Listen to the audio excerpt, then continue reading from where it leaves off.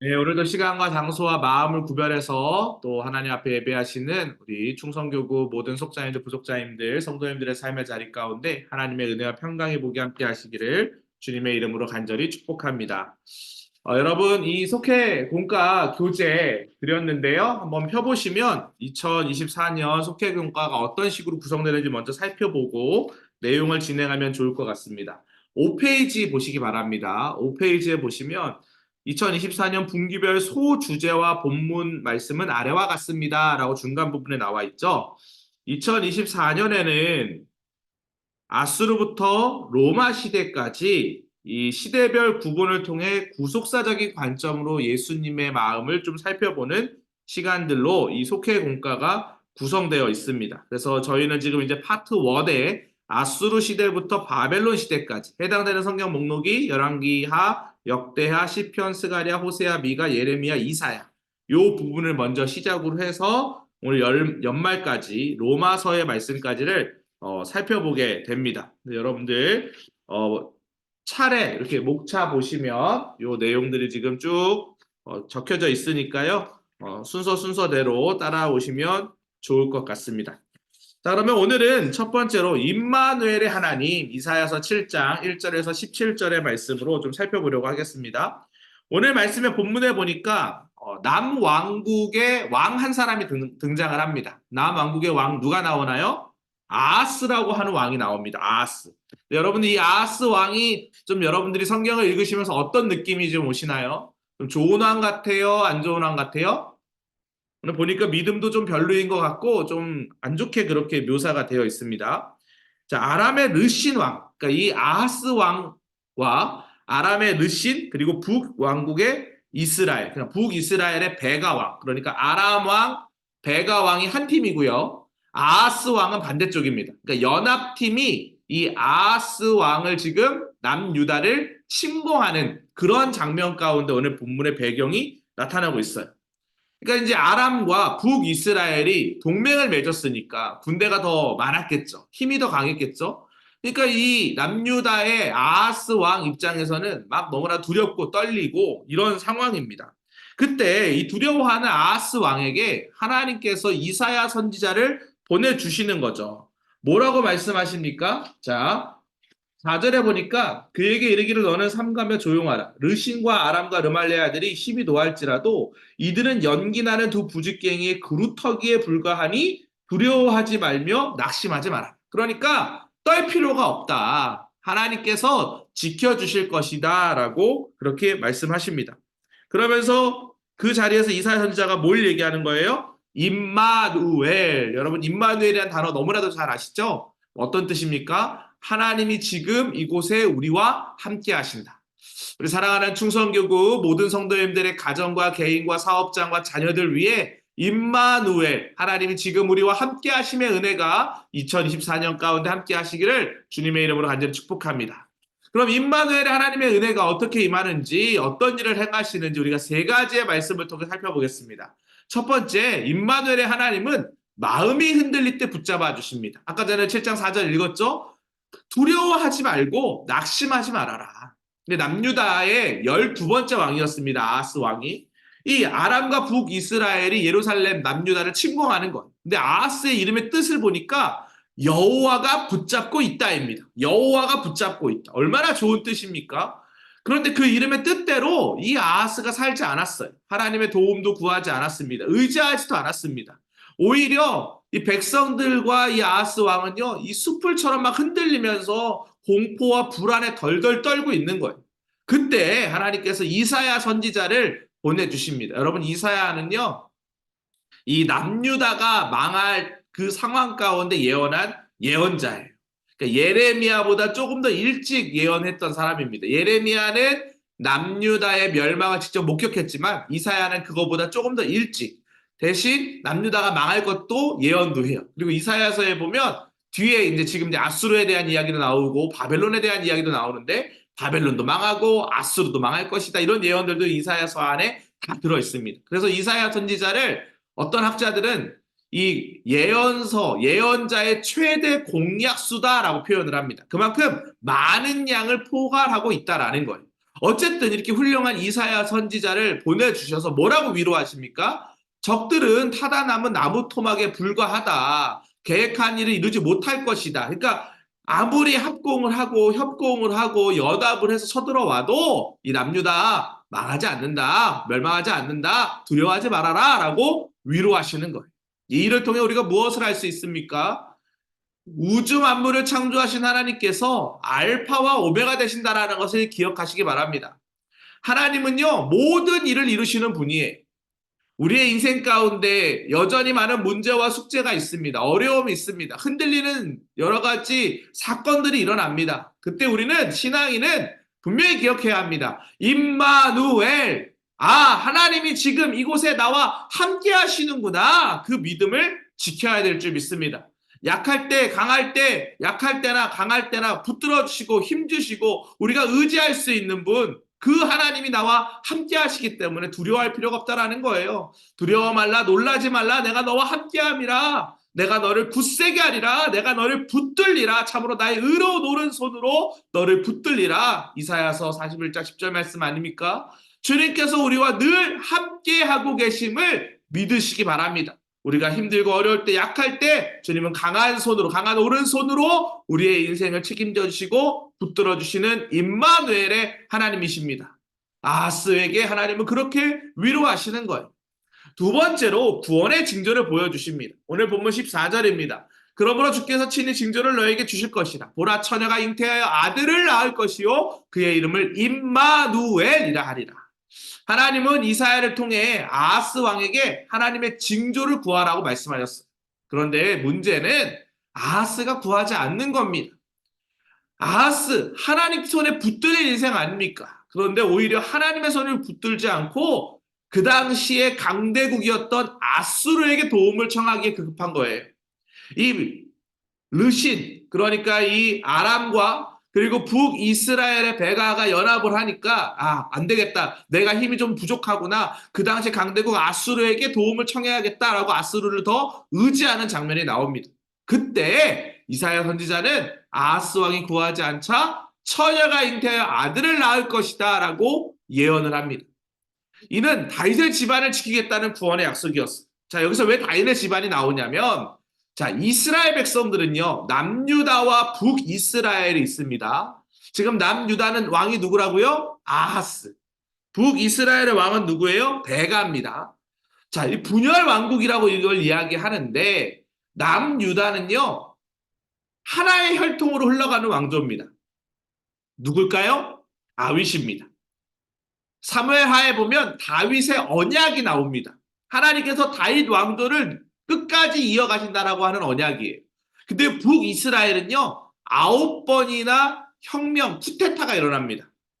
계속 피해 역성혁명이 일어나면서 하나의 왕조가 아니에요. 계속 왕조가 9번이나. 그래서 구왕조로 이 북이스라엘의 역사는 흘러가게 됩니다.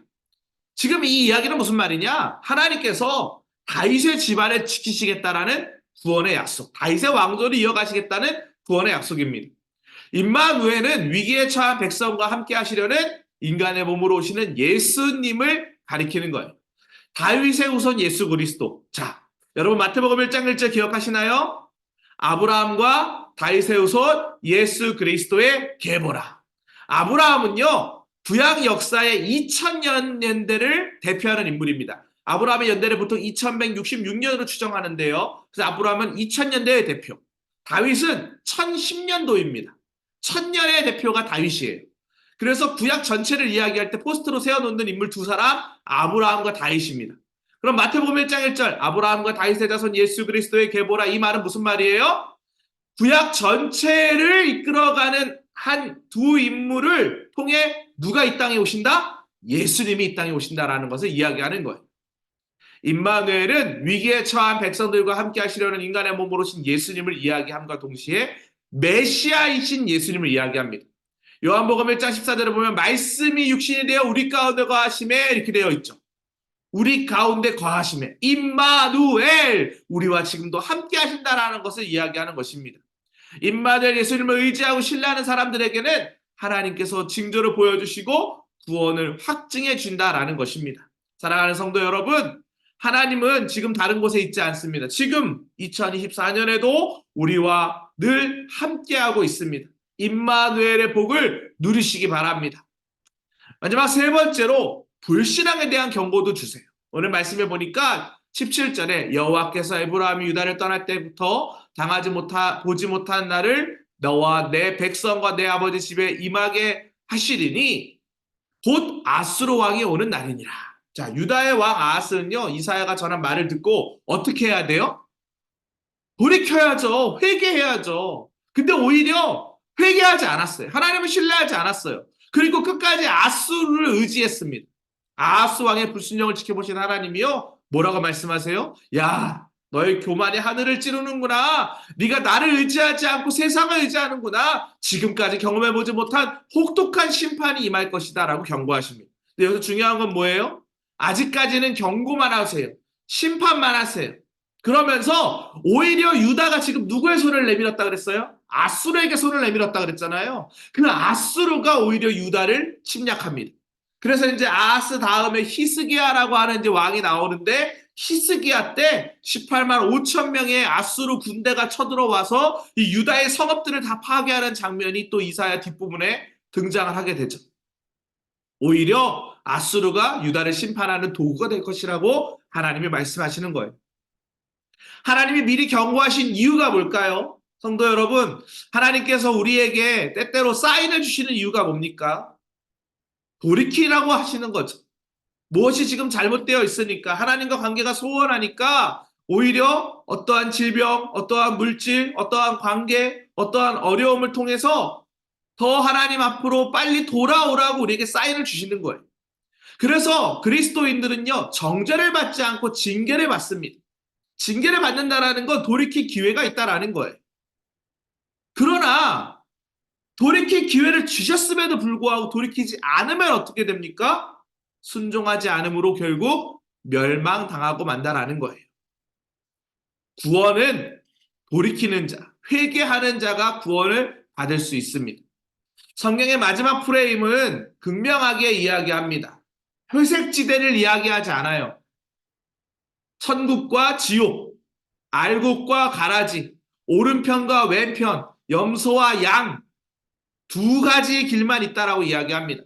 예수님이요, 십자가에 달려 돌아가시기 전에 다락방에서 세족식 하시고 성만찬 하신 이후에 겟세마네 동산으로 올라가실 때 포도나무 밭을 지나가면서 마지막 포도나무 강론이라고 하는 설교를 하십니다. 요한복음 14장부터 16장에 나온 이야기죠. 그때 우리가 잘 아는 이야기가 나오잖아요. 하나님 농부시고 예수님은 포도나무시고 우리는 가지입니다. 가지가 붙어 있으면 열매를 많이 맺어요. 하지만 그 가지가 떨어져 있으면 어떻게 됩니까? 말라 비틀어집니다. 그럼 어떻게 된다 그래요? 불쏘시개로 쓰여지는 거예요. 그것은 지옥을 이야기하는 것입니다. 붙어있는 사람들 열매를 맺는다는 건 뭐예요? 영생을 이야기하는 거예요. 예수님이 그 십자가에 달려 돌아가시는데 예수님은 끝까지 우리에게 말씀하십니다. 나와 연합해라. 너희가 내 안에 거하고 내 말이 너희 안에 거하면 무엇이든지 원하는 대로 이루리라. 회개하는 자는, 주님 앞으로 돌아오는 자는 구원을 받습니다. 하지만 교만하고 돌아오지 않는 자는 무서운 심판이 이른다라는 거예요. 사랑하는 성도 여러분, 깨어 기도함으로 하나님 편에 서시길 축복합니다. 또한 나만 예수 믿는 것이 아니라 아직 주변에 예수 믿지 못하는 수많은 사람들에게 주의 복음을 전할 수 있는 믿음의 나팔수로서의 역할을 감당하시기를 주님의 이름으로 간절히 축복합니다. 하나님께서 임마누엘의 은혜를 우리뿐만 아니라 아직 그 임마누엘의 은혜를 모르는 사람들에게도 전하길 원하고 계십니다. 그렇게 복음 전가하는 일에 마음 쏟는 우리 충성교구의 모든 성도님들 되시기를 주님의 이름으로 간절히 축원합니다. 오늘 이 시간에 함께 합심하여 기도했으면 좋겠습니다. 2024년 때를 따라 도우시는 하나님의 임재, 즉 임마누엘의 은혜가 임하게 하여 주시옵소서. 또 2024년의 주제가 무엇입니까? 복음의 능력으로 살리라 아닙니까? 복음의 능력으로 살리는 교회, 복음의 능력으로 살리는 속회, 복음의 능력으로 사는 가정 되게 해달라고 속회원들의 이름 불러가면서 교회를 위해 담임 목사님을 위해서도 기도해 주시기 바랍니다. 이 시간 주여 믿습니다 하시고 함께 기도하겠습니다. 주여 믿습니다. 사랑과 은혜가 풍성하신 하나님 아버지 감사를 드립니다. 이를 행하시는 여호와 그 일을 성취하시는 여호와 하나님께서 임마누엘의 은혜로 우리와 함께하고 계시는 줄 믿습니다. 어떠한 상황 가운데서도 흔들리는 마음을 붙잡아 주시고 구원하심이 보좌에 앉으신 은혜를 우리 가운데 허락하시는 하나님, 때때로 우리가 마음을 다하지 못하여서 하나님 앞에 불순종 불신앙을 가지고 있는 적이 있지만 돌이킴의 은혜로 하나님의 뜻을 구할 수 있도록 인도하여 주시옵소서.